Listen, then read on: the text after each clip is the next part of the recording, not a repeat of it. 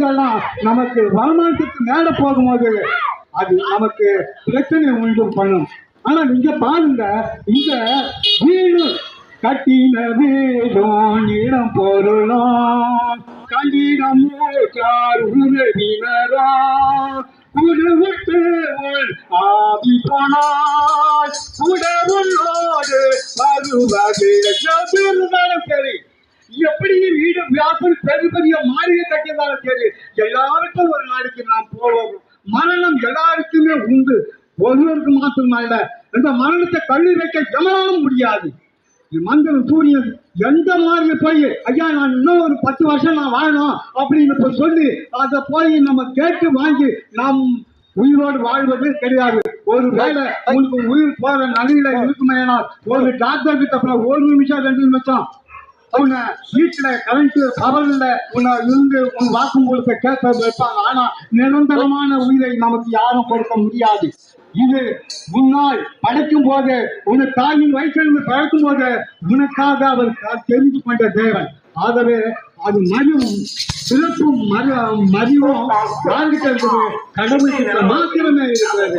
ஆகவே நீங்கள் புரிந்து விசுவாசித்தால் அந்த வேதாகமும் உங்களுக்கு கிடைக்கும். நாங்கள் விசுவாசிக்கத்தான் சொல்லி இருக்கிறோம். நீங்கள் முழுமையாய் அது தெரிந்து கொள்ள வேண்டும் என்று சொன்னால் வேதாகமம் இருக்கிற வேதாகமத்துடைய அருமையான வேதாகமத்தை வாங்கி அது இலவசமாய் கூட கிடைக்கிறது. அந்த வேதாகமத்தை வாங்கி படித்து பாருங்க, நம்ம வாழ்க்கைக்கு பிரயோஜனமாக இருக்கும். தேவன் நம்மளோடு கூட அவர் வாசம் பண்ணுகிறதை பார்க்கலாம். அவர் சொல்கிறார், நீயும் உன் வீட்டாரும் ரட்சிக்கப்பட்டால் அந்த வீட்டுக்குள்ள யார் இருப்பாங்கன்னா இயேசு கிறிஸ்து இருக்கிறார், பரிசுத்த ஆவியானவர் இருக்கிறார். உங்களுக்கு நல்ல ஆலோசனை சொல்லக்கூடிய ஒரு தலைவர் உங்க வீட்டுக்குள்ள வருவார். ஆகவே இந்த செய்தியை ஆண்டவர் உங்களுக்கு சொல்லும்படி சொல்லுகிறேன் என்று சொன்னால், எங்கள் செய்தியை பார்க்கிறோம். எங்களுடைய வாழ்க்கையில நாங்கள் படாத கஷ்டங்களும் துன்பங்களும் துயரங்களும் பட்டு எங்களுடைய சம்பாதனை எல்லாம் எப்படி போகுதுன்னா அப்படியே ஒரு ஓட்டப்பையில போட்டால் எப்படி அந்த பையின் வழியா விழுந்து விடுகிறதோ அதே போல நாங்கள் சம்பாதிக்கிறோம். அந்த பணங்கள் பெரும் எப்படி போத தெரியாது. அப்படிப்பட்ட ஒரு வாழ்க்கையில வாழ்ந்து கொண்டிருந்த எங்களை கர்த்தர் எங்களை சந்தித்து இப்படிப்பட்ட நான் பேசிக் கொண்டிருக்கிறது போல ஒரு ஊழியக்காரரை பேசிக் கொண்டிருக்கும் போது அதை கேட்டு நாங்கள் அதை ரசிக்கப்பட்டு அதை விசுவாசித்து அதன்படி அதுக்கு என்ன சொல்யூஷன் என்று நாங்கள் யோசித்து அதை பார்க்கும்போது ஆமா இந்த பரிசுத்த வேதாகமத்தில் இருக்கிற வார்த்தைகள் நல்ல வார்த்தைகளாக இருக்கிறது. அந்த நல்ல வார்த்தை நம் குடும்பத்துக்கு உபயோகமான வார்த்தையாக இருக்கிறது. இந்த மாலை வேளையில இப்படிப்பட்ட நல்ல வார்த்தைகளை நீங்கள் கேட்கும் போது கர்த்தர் உங்களை ஆஸ்வதிப்பார், பல மடங்கு ஆஸ்வதிப்பார். இந்த உலகத்தை சீசித்த கடவுள் உங்களையும் என்னையும் இந்த உலகத்திற்கு மனுஷன் இருக்கிற ஆடு மாடு பறவைகள் இவற்றை எல்லாம் கடவுள் இல்லாமல் இங்க வந்தது இல்லை.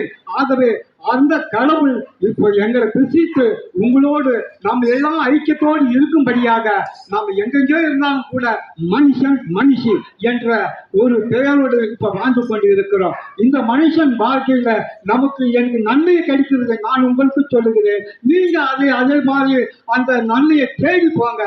எல்லாம் மாறுபட்டிருக்கும். கர்த்தர் சொல்லுகிறார், நானே வழியும் நானே சத்தியமும் நானே ஜீவனும். எல்லா வழியும் அவரே அந்த ஜீவ புத்தகத்தில் இருக்கிறது. பரிசுத்த வேதாகமத்தை நீங்கள் வாசித்து கொஞ்ச நேரம் வாசித்து பாருங்களேன். யாருங்களா கூட கேட்டு வாசித்து பாருங்களேன். இல்ல பணம் கொடுத்து வாங்கி கூட நீங்க வாசித்து பாருங்களேன். ஒரே வார்த்தை தான். கர்த்தர் உங்களை இந்த வார்த்தைகளை நீ கேட்ட உடனே நீங்க கடந்து சென்று எப்படியாவது ஒரு வேதாகமத்தை வாங்கி அதை படித்து பாருங்க. அந்த படிக்கும் போது உங்களுக்கு நன்மைகளை உங்கள் கண்கள் அறிவு கண்கள் திறக்கப்படும். நீங்கள் பரிசுத்தவான்களாய் மாற்றுவீர்கள். உங்கள் பாவங்கள் எல்லாம் மன்னிக்கப்படும். நீங்கள் ஒரு புது மார்க்கத்தை அடைவீர்கள். கர்த்தர் தாமே உங்களை ஆசீர்வதிப்பார். ஆமென், ஆமென்.